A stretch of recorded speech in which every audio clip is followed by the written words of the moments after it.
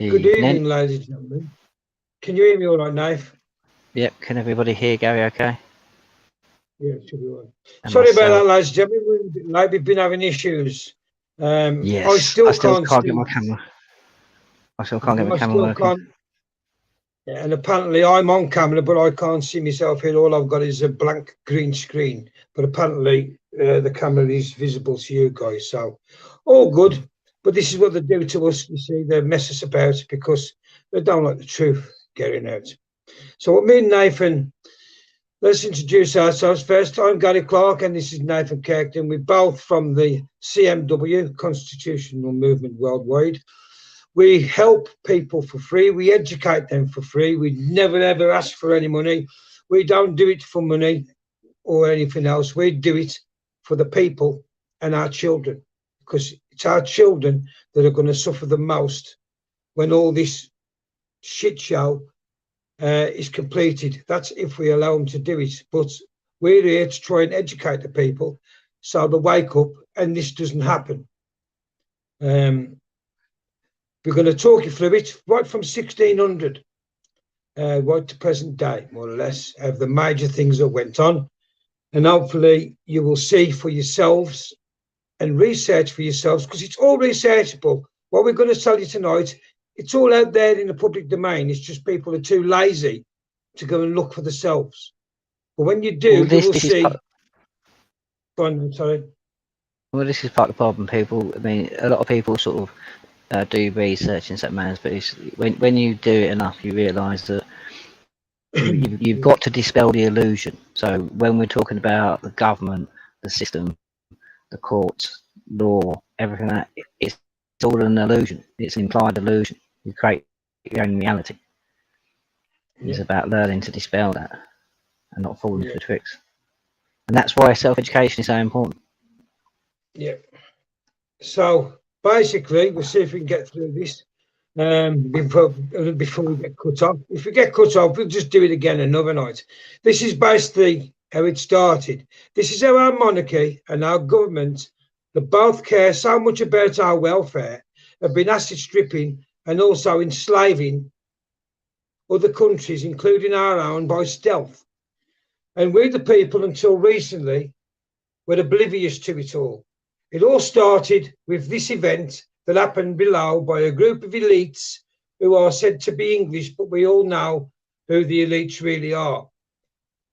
In 1600, a group of English businessmen asked Elizabeth I for a royal charter that would let them voyage to the East Indies on behalf of the crown in exchange for a monopoly on the trade. The merchants put up nearly £70,000, which was a hell of a lot of money back in 1600, ladies and gentlemen. Let A that hell of a sink lot. in. Talking millions. Of their own money to finance the venture. And the East India Tea Company was born. So that's how it all started, ladies and gentlemen, with the East Indian Well, Tea Company. yeah, there's a bit of a precursor to that, which I'll do after we finish this bit. So carry on. Yeah. And what about this? It's been going on for hundreds and hundreds of years, but this is where it started in earnest, really, Yeah, when they. this is the birth of the East India Tea Company, what we know today as the British government. Yeah. That'll all come to fruition in a minute. Put the next slide on, Knife.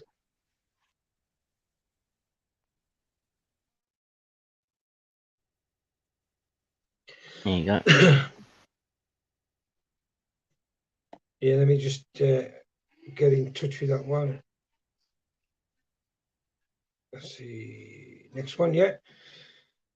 In 1606, the Union flag was created to, in his own words, create his new realm. This was obviously the king.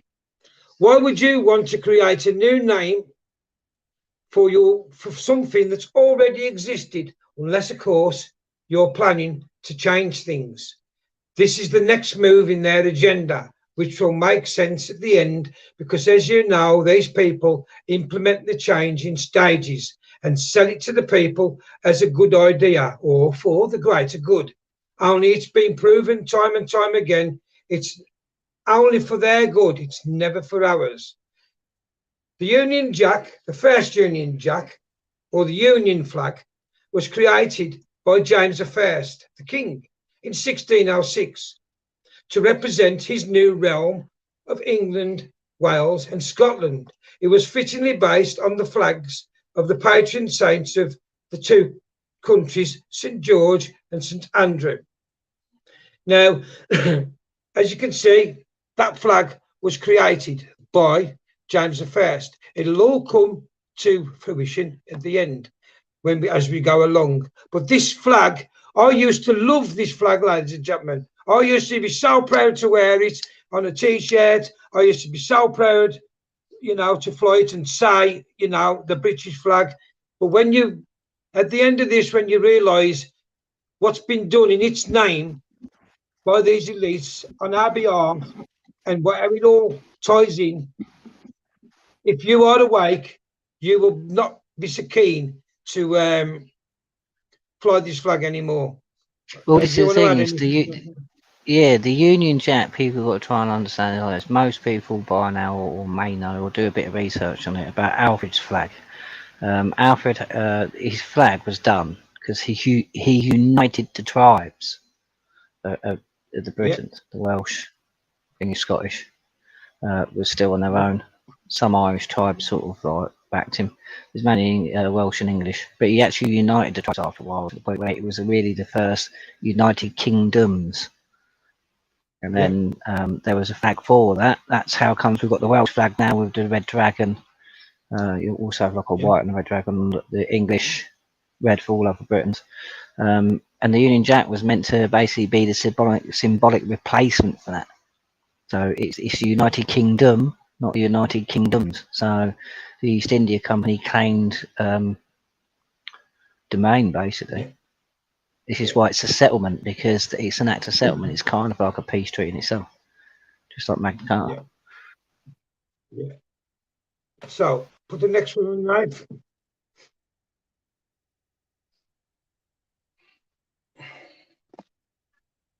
Yeah. Right.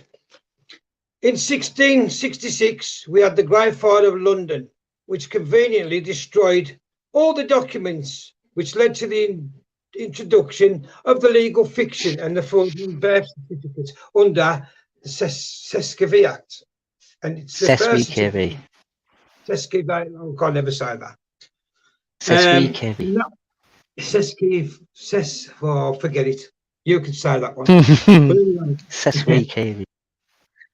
And that one was the legal fiction fraudulent birth certificate scam. And in 1707... Yeah, that's the Birth Certificate Act of 1800. That comes a bit later. Yeah. But in 1707, they registered the Kingdom of Great Britain. Then in 1801, they included another name change. This date is significant as they are now getting ready to make the big switch that will change the lives of every living man and woman in our realm, from which there can be no return to freedom unless the people can see the fraud and rise up and remove the tyranny and corruption themselves, lawfully and dutifully, under the rights of our Constitution, under Article 61. And underneath it says, 1707, the Kingdom of Great Britain, the Kingdom of England, which includes Wales, joins with the Kingdom of Scotland to form the Kingdom of Great Britain. 1801. United Kingdom of Great Britain and Ireland joins the Union once again, and then the name changes. Is there anything you want to add to that, Nave? No, we can talk a bit more about it sort of after, but generally people get the general gist and timeline. Now get the next one on. Come. We'll do a more in detailed one, but people need to get basics first. Yeah. Right. In 1801, after we became the United Kingdom of Great Britain and Northern Ireland, look what suddenly happens on the flag of the East Indian Tea Company. Can you see it, ladies and gentlemen? It's the Union flag started to appear on the East Indian Tea Company. And look what it says at the bottom under the coat of arms. Do you want to read that, Naif?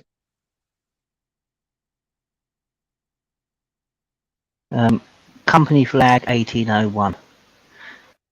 The motto is Aspicia. I can't really read it. It's really small. Aspicio Regis et Senatus Angliae. It's Latin for by command of the King and Parliament of England. Yeah. So it's actually command of the King, where it's actually command of the King where the word fuck comes from, because it's to fornicate under command of the King. Yeah. But it says Kingdom, King and Parliament of England, not Britain. Yeah. So they are now getting ready to pull off their big switch, and nobody will bat an eyelid, because they won't even realise what's about to happen to the sovereign people and the land that was once England, Scotland, Wales and Northern Ireland. It's all about to be stolen by stealth. Yeah. And soon all the atrocities that have and will be done in the name of this newly formed registered corporation company, and they will acquire all the wealth, while the people will have all the shame and the guilt for what the company did with its own private army, what they did in our names. So we became a private army, ladies and gentlemen. And when they pillaged everywhere, go on, Dave. Well, that's it. Our navy, everything, because our navy, having like basically the soldiers' navy were once sort of the same basic thing, transported troops on ships. But it's the only corporation in history really to have its own standing private army. And this is why and this is what people got to understand about the East India Tea Company. They actually went around the world with their private army and forced people to do things. It's like, look at East India Tea Company and the opium trade in China and stuff like that. They actually got millions of people addicted to opium just so they could keep selling it to them. This is, I mean, it's a company, it's a corporation, it's there for profit and nothing else. It has been for hundreds of years. Yeah, and now what they did, they acid stripped all these countries, put regime changes in, just like the Americans have been doing in the last 30, 40 years with Iraq and everything. And they go in, acid strip, put their own puppet regimes in there. And this has been going on, like I said, all this time, ladies and gentlemen. And people haven't even realised what's been going on. But we've uncovered it all. It's all there, like I said. You can go and research it for yourself. It's all true. I mean, so many people have done the research. Yes, so many people have done the research on this. So many people have actually sort of confirmed everything as well. It's been confirmed by multiple sources. It's not no denying. It's unbelievable what's been done in our name, and then we get all the guilt for the slave trade. For we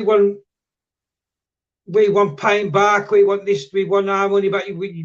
How you've treated us and all this white guilt and everything else. And it wasn't us that's done it. It's the elites that did it with the private army. There's nothing to do with the people themselves. I just thought, as we are now with this new nuclear bullshit, they thought we was in trouble. And we was in no such thing, no trouble at all. They just wanted to swell the bank accounts. Right now, yeah. Put the next one on. It's the next one on.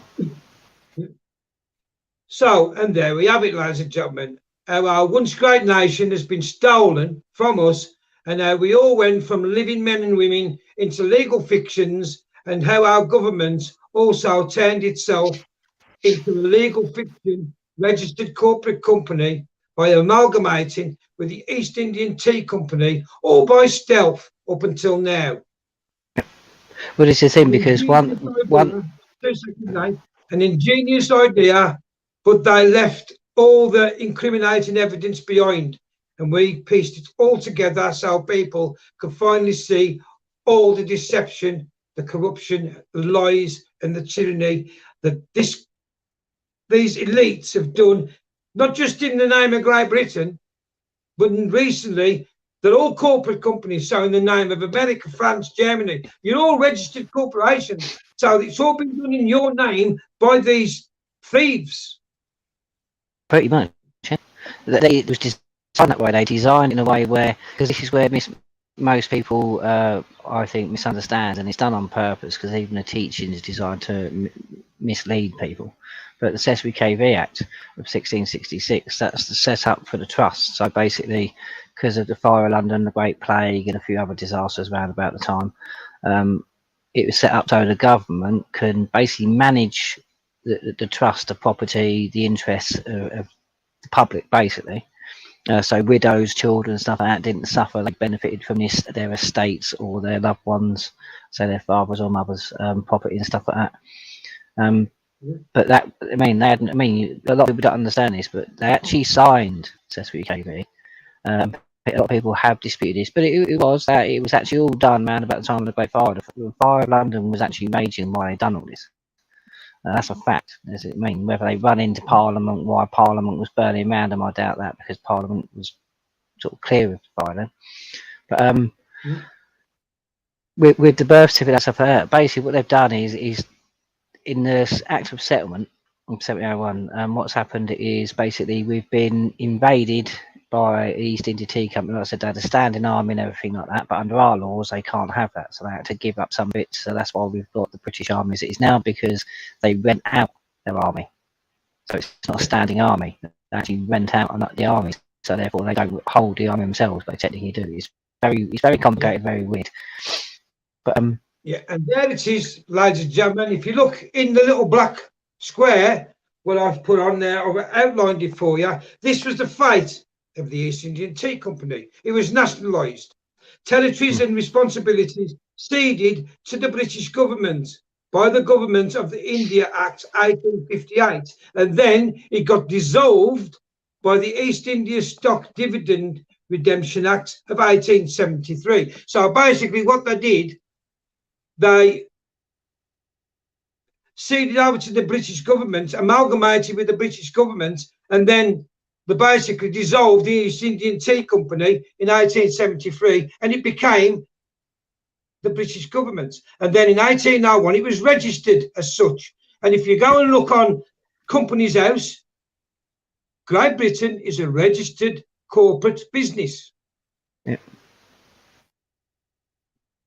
All correct. This is the thing. What they did is basically when they become done the actual settlement, become part of the government, they couldn't really run the corporation and the government in the same manner as they want to. So, and when they nationalised it and signed it all over, and all the paperwork was done and the dodgy dealings, it put the monarch as head of kind of the company. So it kind of nationalised it, and people think that's a good thing, but it wasn't, because the very people. I mean, listen to what you just read there. It's like they're actually nullifying their own stuff by their own laws, their own rules. So what we're talking about is a corporation, a business that is basically policing itself, and you're seeing it through these documents and what Gary's reading out now. They actually police themselves to the point where they've allowed themselves to adapt and change the legal standing of the British East India Tea Company to the British government.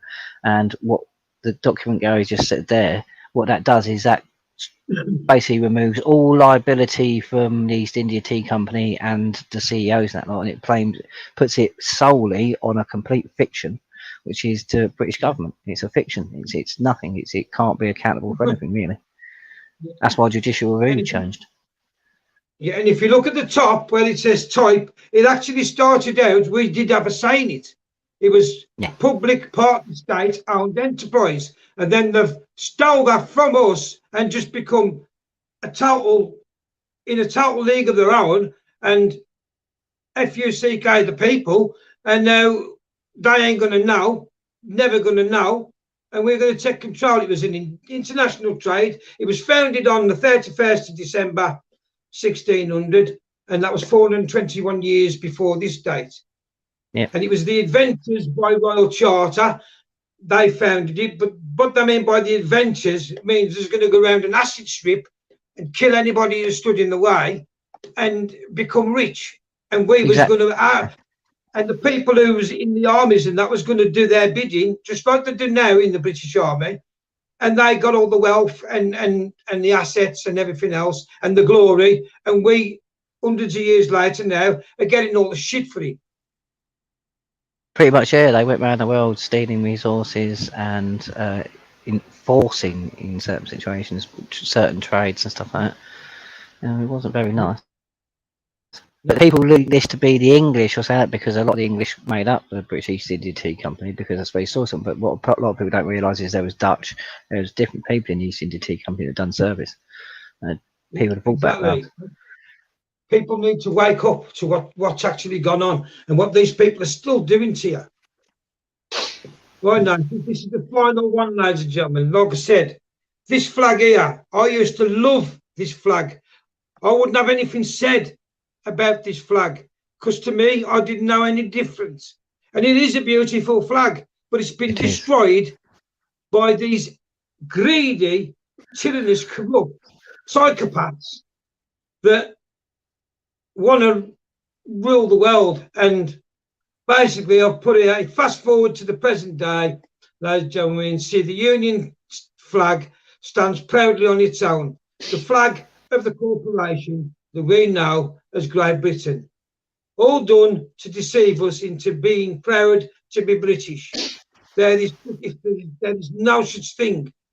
But the majority will not believe it, even though the truth right now has been shown. It's up to the individual what they believe, how they see the facts and the truth for themselves.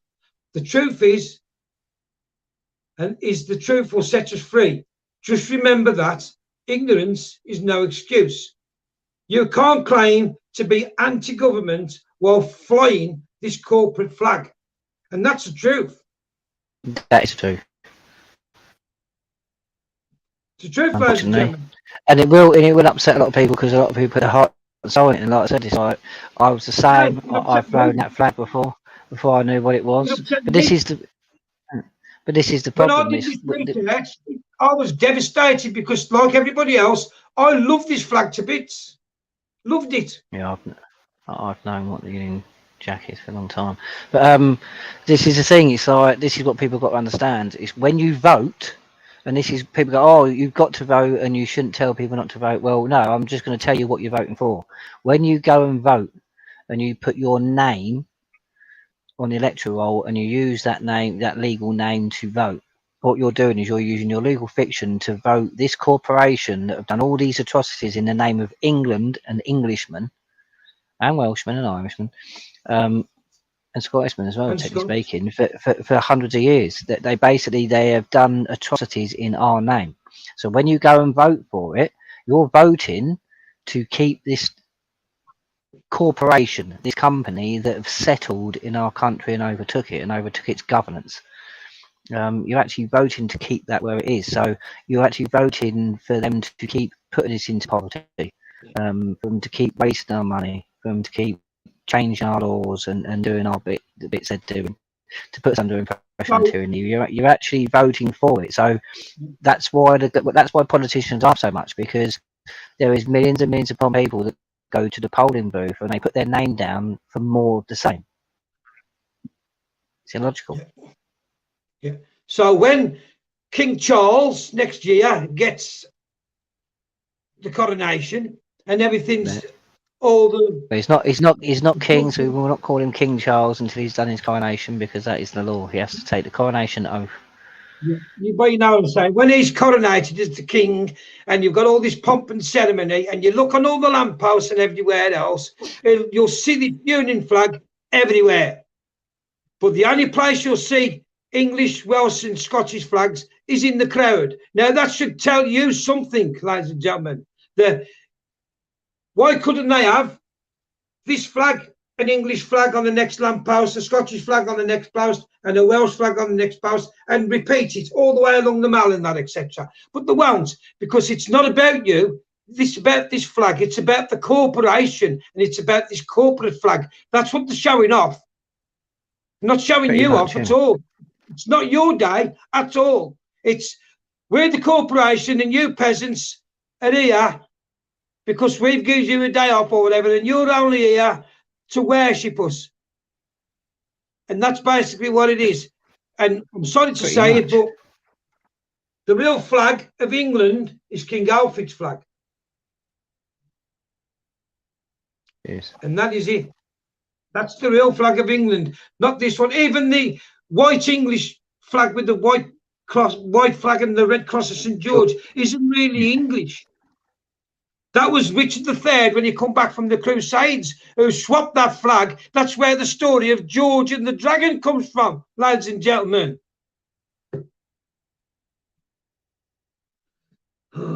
Because the St. George flag slayed Alfred's dragon and took over the flag. That's the story of George and the Dragon, the real one.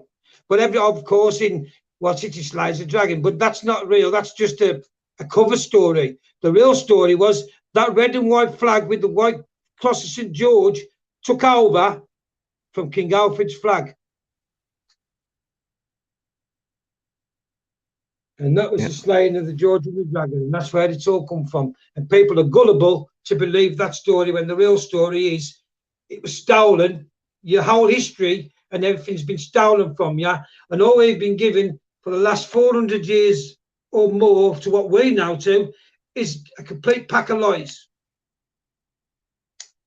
So, like I said, you've got to go and do your own research, ladies and gentlemen. But you'll see that is the truth. Yeah, that is the the flag around about the time the tribes were united. That is what Gary's on about the slaying of the dragon. When the tribes united of their own accord and for common decency and common, like with the common law, just common principles. That's the flag. There's another one with a red background, so it's a white dragon or rim with a red background, and then you have the Welsh one and the Scottish one, which is the red dragon. All other Britons use the red dragon. Well, people don't believe the truth now. Yep, the red background is for the royals. That's their standard, and the black one is for peasants because it's a war flag. Because that's how entire peasants are really fluid. But the black one you'll see now is actually the war flag of the true English tribes, the true British tribes, or English and Welsh. So you got to learn your history. The Gales. It's like,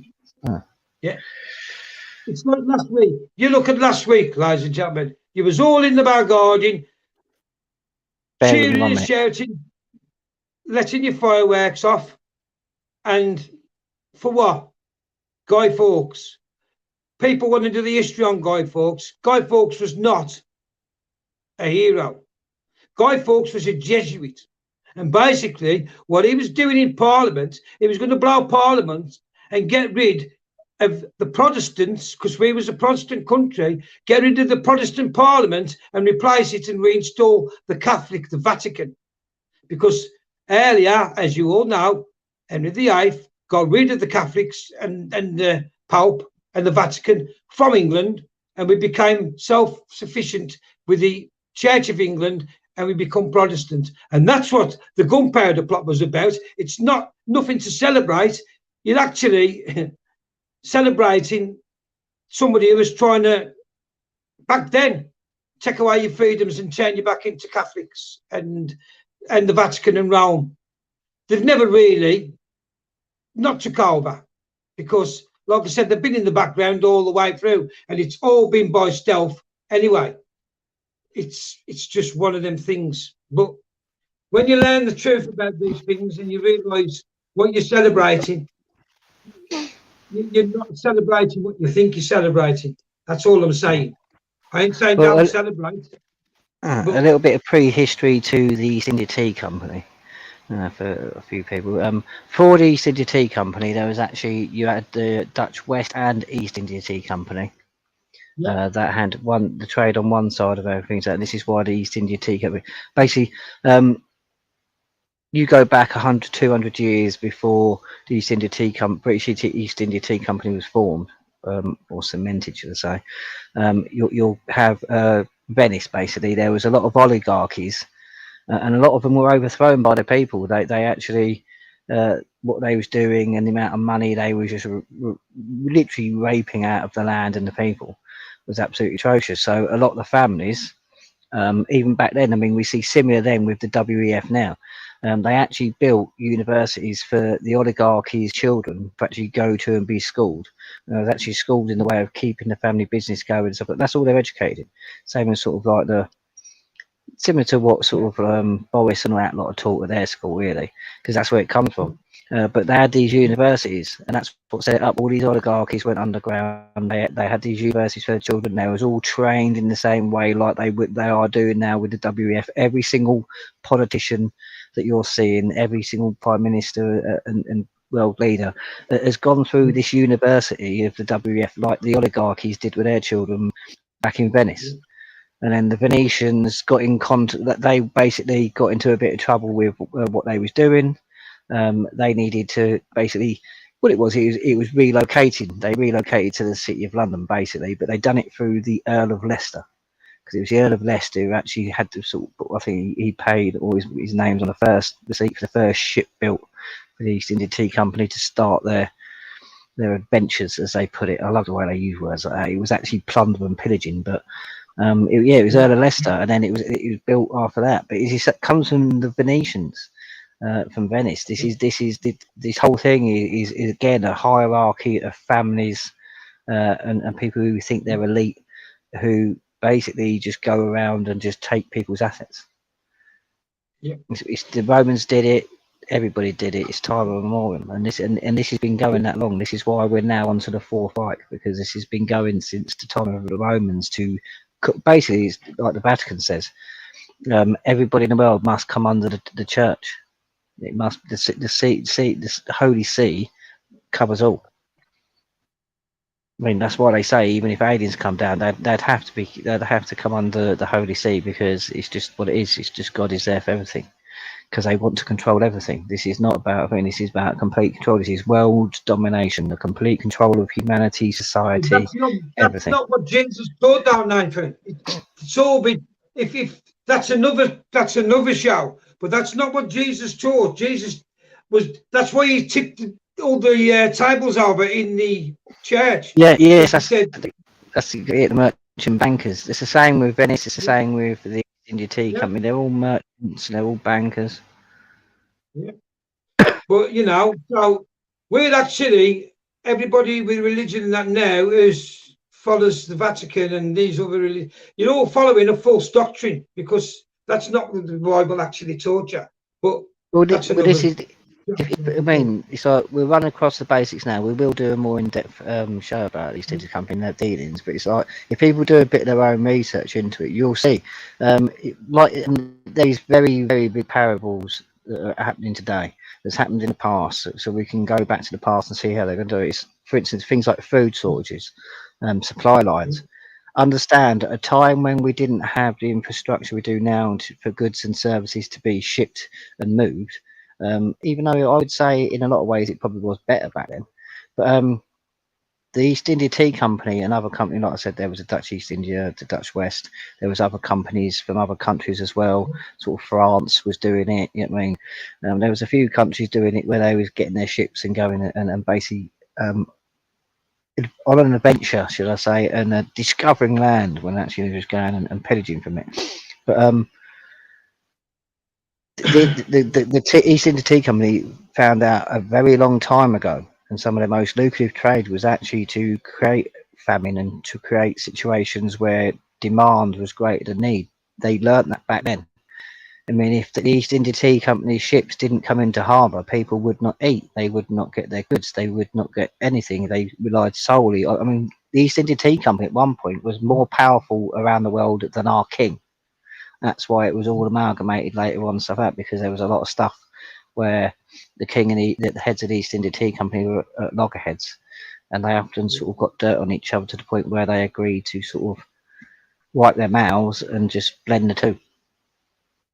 And that's why, ladies and gentlemen, there was pirate ships, there was pirates, because they was doing exactly the same back then as they're doing now with the food and everything shortage. So if they couldn't get their hands on it, they went out to meet them and stole it from them, because it was theirs anyway. It's not just that as well. Imagine like the East India Tea Company, we need grain.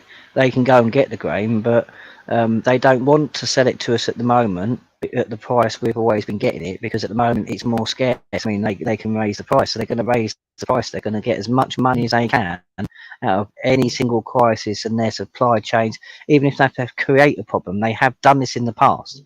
There is world leaders that have created famine on purpose. Why do you think, ladies and gentlemen, the saying goes, the sun never sets on Great Britain? Because that's where it's all run from. That's what the City of London is. It's all run from the Rothschilds, and before them, the other merchant bankers like Naples talking about. But all these families are related. It's always been run from the City of London. And the City of London is at least 300 or 400 years older than London itself. I mean, yeah, London. I mean, the people go back. The Romans, when the Romans first come here, if you actually believe all their accounts, I say you can believe them, but take them with a pinch of salt. But it's true about the City of London. I mean, the City of London goes back to. I mean, it's the Gaels. A lot of people don't realise, even though we did have certain people from the coast of Europe sort of come over to this land and stuff like that and go backwards, we actually was quite a seafarer. We've always been a seafaring nation. So even before the Romans got here, I mean, even though it's not written down, but it's the proof is there that we was actually in boats sailing around the world ourselves. It goes back to, I mean, involves the battle between Rome and Carthage. There's a lot of names. Basically, it's the same people. Which just they've been they emigrated or moved to a different part of the world and then sort of set up communities there. So they sort of became a different set of people, but they all come from the same. They all come from this sort of land, from the kingdom. Yeah. But they were named by different names, but they're all the same people, all the same practices, all the same sort of like spiritual beliefs. But the Romans wanted to stamp it out. This is the thing, and the City of London goes back to well before the Romans, well before that. It is a very ancient city, very ancient city. And the other thing that they always say is, in very another true thing, there's never anything new under the sun. And that's another saying they use, because there's not. Because all that happens is history keeps repeating itself. What they do, I'll tell you the truth now, ladies and gentlemen, every 100 or so years, they have a reset. That's what they're trying to do now with this reset. They're trying to kill everybody off because and that's what happens. Every 100 years or so, people start catching on to what's going on. So then people have to be wiped out. So what they do every 100 years or so, they have a culling like they are now, trying to do now. Then obviously 95% of them are gone. The older ones, or the ones in the watch, is only going to be around another 40 or 50 years maximum. But then all the younger ones who are born after, they've got another 100 years, because they're going to believe the history they're taught. And that's what happens. It's a conveyor belt of lies. Yeah, pretty much. It's lie upon lie upon lie. So all it does is, I mean, this goes into things like the orphan trains and great resets and stuff like that. This is the thing. When people do their actual discerning research into things like the British East Tea Company, the history of corporations and trust law, things like that. Trust law is one of the oldest laws, and basically it's all designed so a person can, well, and it can be hidden and kept from a tyrannous king or anybody. This is the whole point of it, what it's made. I mean, this is the reason why I don't like a lot of the legal world, because if you actually do the research in the legal world, a lot of the legal situations we find ourselves in now with fines and forfeits and being criminalised for not paying a tax and certain things like that, it comes down to the East India Tea Company and their swathe, I mean, well, hordes, I suppose would be a better word, hordes of basically judges, barristers, legal personnel who created the legal and the legalese that we see in our courts today. They created it so the house, it's like a casino, the house always wins. Yeah. They created it that way. They done it because they knew at certain points, if people found out or people tried to attack them, that they would have in a defence. Yeah. But the good news is there's a way out of all of this, and that is Article 61, ladies and gentlemen, because you become a living man under that. Again, you get rid of your legal fiction, and then you can start fighting these people back, because they've only got power over you because you stand under your birth certificate, your all capital living legal fiction. You have to step out of that and go into your all lowercase in living man and woman. And that's what you've got to do. Do that through Article 61. It's lawful and it's peaceful. Exactly it, and this is where a lot of people have got to understand it. It's actually by royal command. So if you've ever taken an oath to the crowd or anything like that, it's by royal command that you have to do this. So it's if you don't, you're disobeying your commander in chief. It's your moral and lawful duty to do it, not to do so like people are doing now. All these who are going along with it and everything, you're complicit in not just your own demise, but you're complicit in the treason. What's going on? Well, this is the thing. Oh, I don't understand you, ladies and gentlemen. You've got to start listening to the people who.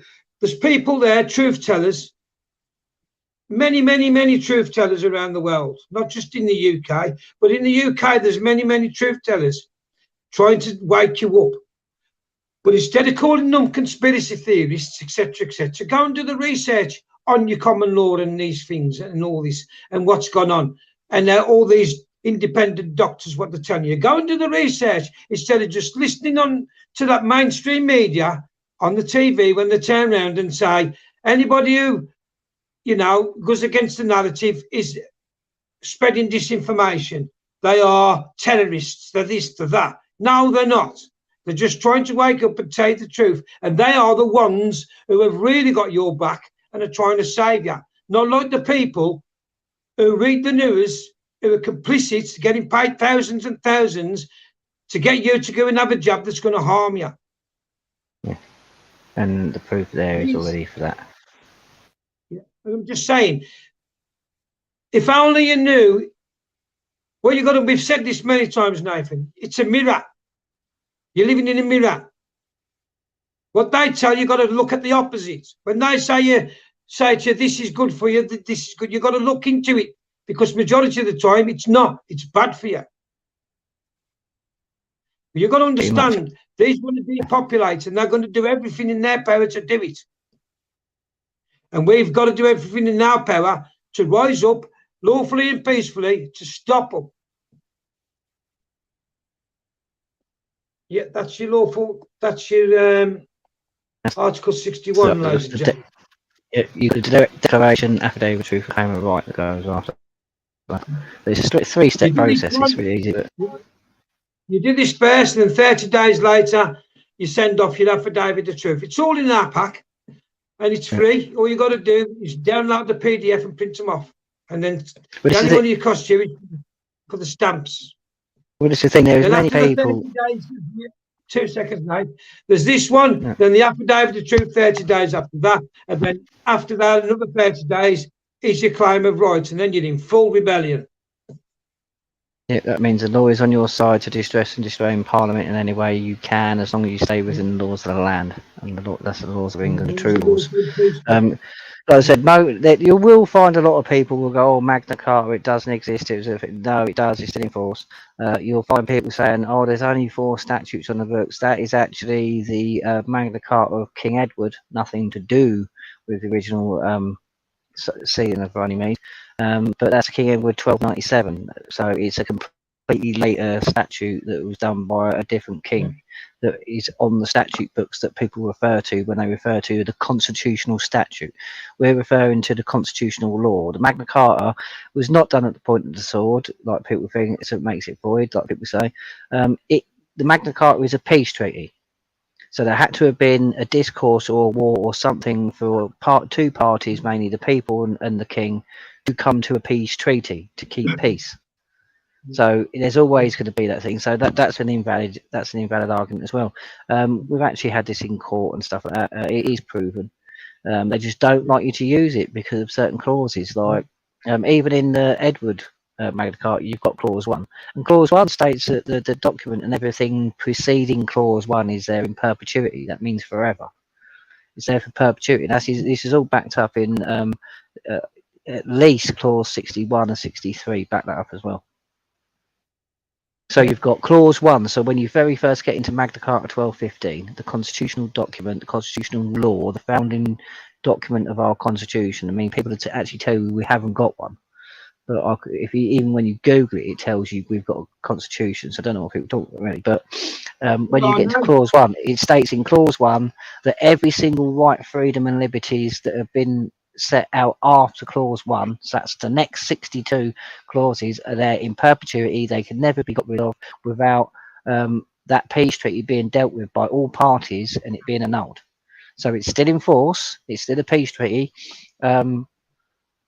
Jack Straw said in 2000, and this is the thing, when the Human Rights Act was invoked, Human Rights Act of 1998, it was invoked and put in our statute in, I think it was 2000, about a year before Magna Carta 61 was invoked. And this is part of the reason. The Human Rights Act in no way overrides the Magna Carta or our rights in Magna Carta, but they want you to use the legal document of the human rights, not that of your rights in law under Magna Carta.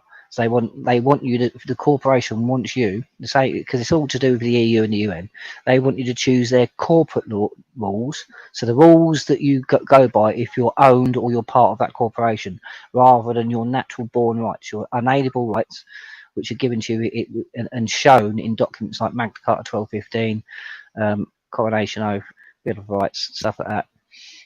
Quite a few documents actually about our rights and Malmentine laws, things like this. They're all in there, but they want you to pick the legal rights rather than your lawful rights. And this is what's been done to us a lot, to the point where they've even subverted our education over it. Yeah, I mean, people say, "Oh, common law don't exist." Now you all watch the soap, so now you do. You've only got to all have watched Emmerdale when Kane got sentenced, and what was he charged under? For the murder, ladies and gentlemen. You all watched it. He was charged contrary to common law that he did on that day, murder that other geezer, whatever his name was. So he was charged under common law. But this is the thing, is like, this is what we've been doing in the courts in the last couple of years. Is like, there is a difference in jurisdiction. There is an argument to be had for the jurisdiction. Common law doesn't just disappear because the corporation decides we don't have our rights and have our natural laws anymore. It doesn't work like that. This is why people really need to understand law a bit better, because the common law, i.e. like constitutional law, the direct translation of constitutional law is the ultimate law. There is no greater. And the constitutional law, that there is no higher, is there to protect the common law. That's it. It's complete. That's the goal. The Constitution binds things like the king and its parliament and other crown authority. It binds them. It stops them from committing crimes against us. So when you've got people sitting there saying common law doesn't exist, we have no common law, these people are literally saying to you, I don't want my rights. I don't care about my rights. This corporation can dictate to me, and I don't care, and I'm not even going to say or fight against it. That's what you're doing. You're basically, when you say there's no common law, you're basically saying, right, well, this corporation's won. They've taken our rights away. They don't have the right to, but they've decided to take our rights away. They're denying it, so I've just got to accept it. Well, no, sorry, but millions upon millions upon millions of generations have died for these rights, sacrificed themselves. Yeah. Well, I've only got 3% battery left now, so we're going to have to wrap it up pretty quick soon now. Right, we'll come up to the hour mark anyway. We'll do more in-depth one about East India Company and like its history and roughly. I mean, we may even do like a bit broader one on the history of corporations. But I mean, you've got this now, ladies and gentlemen. All you got to do is, on every picture we put up, pause it and study it and read it for yourself, and then go and research and one at a time. Research if that's true about 1600, and then research it if it's true about 1606. You'll see everything we've said is 100% true. Just pause them one at a time and look at something and go and research it. And people are asking if me and Gary are going to be doing more again. Yes, we've been very busy, sort of proving a lot of things. I think Gary's just gone. We've been proving a lot of things. Gary's been doing certain bits with cases that he's been involved with. I have. So we've been sort of getting the very proof and the concept that people need to go ahead with this. So we have been busy, but we're going to be doing a lot more. We'll be coming back, doing more lives. And I do believe, I think we will be doing a couple of public things soon. I'm not sure. Yeah. Well, my battery just cut out. I've put it back on, but obviously it's only like 2%, so it ain't going to last long. Well, we'll wrap up now anyway. Yeah, I was just saying that like, we are going to be trying to sort of get out into the public a bit more. We are going to be doing a few more lives. But there's a lot to tell, and there's a lot of proof to go with it as well. So it's not like before when people were sort of like, well, we don't know if that's true or not. We can prove that. But please, ladies and gentlemen, for your children, do it for your children, if not for yourself. Educate yourself.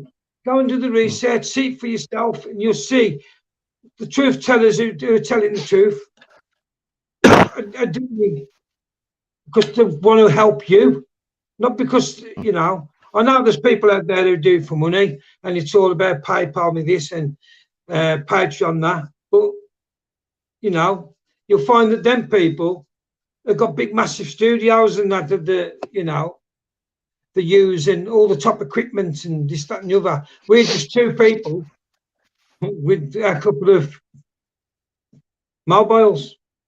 But we could still get the truth out the same. But we don't want to go all that big. We ain't in it for the fame and the YouTube channels and all that. We just need to get the country back for our children. Well, this is the thing. Myself, Gary, and myself, we actually founded and started CMW to be purely educational, to teach people about their rights, their liberties, their freedoms, their customs, and to actually teach about the histories, so you actually know. Because this is the thing. I find with a lot. I mean, I have been around a lot of solicitors, barristers, judges in the last few years, and I've noticed one thing about them. Most of them don't really truly grasp the concept of the spirit of law because they're not taught it. Then it's very vague and a very small part of what they're actually taught in their legal education, legal exam about the spirit of law, actual spirit of law, and that's where the history and knowing the history and things like how the SWKV Act comes about. At the time, what was happening in the country and the world at the time, and this is how you understand the laws and why the laws were put down. And this is what they want you to hide. This is what they want to hide because they don't want you to know. Well, this is the thing. This is where they don't want you to know. They don't want you to know that there was times in the past where things like this were done before, and we've already said that it was unlawful. We've rose up and said no. So they're trying to hide it now, and hope that we're so indoctrinated or educated in such a manner that we just believe what any authority or what we perceive to be an authority tells us. It's like a parent, and they've learned it's like a parent telling a child, "So don't do that. You're going to get hurt." I mean, most of the time, the child's going to do it anyway. But somehow and some reason, over many years, it starts at 7 and goes after. The government have created, like we're trying to do, we're trying to create an education system and a form of educating people so they understand properly. We're trying to counter what education systems do. What they've done is completely indoctrinate people to believe certain things and disbelieve certain things to the point where you will not question it, because then your own ego is a question, because your own intelligence and perception is in question, and they've actually taught you to hide from yourself and to hide from questioning yourself. The whole world's, it's all been one big lie. But anyway, we'll leave it there now because my battery's going to go any second. All right, thank you everyone for tuning in. We shall be back on again soon. Yeah. Thanks for tuning in, ladies and gentlemen, and please do your own research, because when you do your own research, it wakes you up. You'll feel empowered as well, because you ain't listened to somebody else. You've gone and done it, and you've seen it with your own eyes. You say, wow, it is true because it's here, look. Well, this is what they say about knowledge is power. This is what they say about knowledge is power. Most people think the nefarious way. If you have knowledge, then you can withhold it from people. Therefore, you're in an advantage situation. But it actually goes over as well. Knowledge is power enough to know that if you have enough knowledge, you know yourself more. You know your surroundings more. You're more capable to actually deal with your surroundings and deal with the matters that come up in your life. That's what I mean. So knowledge is power on different levels, not just for nefarious reasons. It's more powerful to you than it is to use against anybody else. We're going to have to go. I'll speak to you all soon. Thanks for listening. I can't do, well, if I'm on camera, here's my hand, here's my heart. I do love every single one of you. And we're doing it for the right reasons. We're not in it for money, power, or fame. We're in it just, that's why you don't see much of us. You know, we're posting that, we don't see much of us on live feeds because we ain't in it for that. No, we're actually trying to create something where people can be educated within their rights and be educated properly. Good. Correctly. See you later, ladies and gentlemen. All right. Night, everyone. Thanks for tuning in, and stay safe. So